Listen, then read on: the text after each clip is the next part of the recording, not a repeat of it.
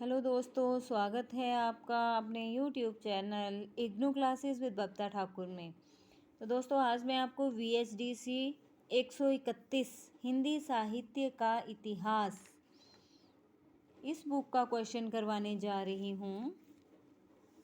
तो दोस्तों, क्वेश्चन है हिंदी साहित्य के काल विभाजन की समस्या पर विचार कीजिए। इसका आंसर है, जब हिंदी साहित्य के इतिहास के काल विभाजन पर विचार करते हैं तो हमारे सामने कई समस्याएं उत्पन्न होती हैं।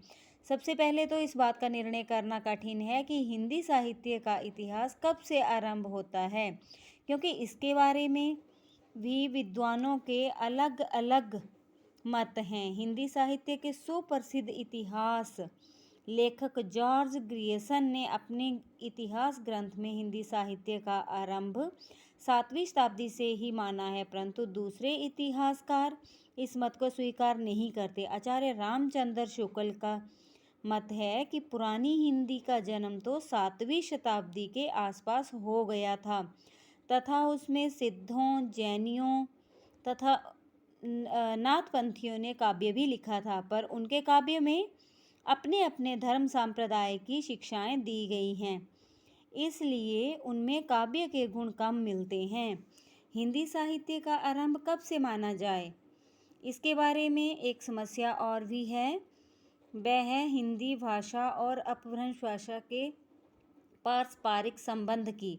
भाषा विज्ञान के विद्वान कहते हैं कि प्राकृत भाषा से अपभ्रंश भाषा और अपभ्रंश से आधुनिक भारतीय भाषाओं जिनमें हिंदी भी एक है का विकास हुआ। इस दृष्टि से अपभ्रंश भाषा का प्रारंभिक रूप है। इस प्रकार हम देखते हैं कि हिंदी के विद्वानों के मुख्यतः 2 वर्ग हैं। पहला वर्ग है, एक वर्ग में वे विद्वान आते हैं जो हिंदी और अपभ्रंश को एक मानते हुए हिंदी का आरंभ 7वीं शताब्दी में स्वीकार करते हैं, और दूसरे वर्ग में वे आते हैं जो अपभ्रंश को हिंदी से अलग मानते हुए 10वीं शताब्दी के बाद से हिंदी साहित्य का आरंभ मानते हैं।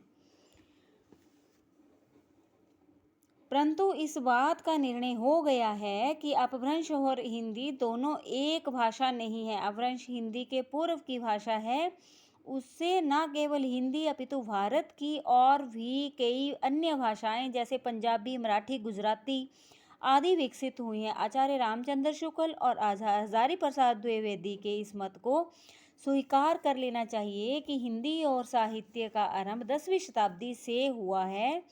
इसी कारण हिंदी साहित्य के इतिहास लेखक 10वीं शताब्दी से हिंदी साहित्य का आरंभ स्वीकार करते हैं। तो दोस्तों, ये था आपका क्वेश्चन।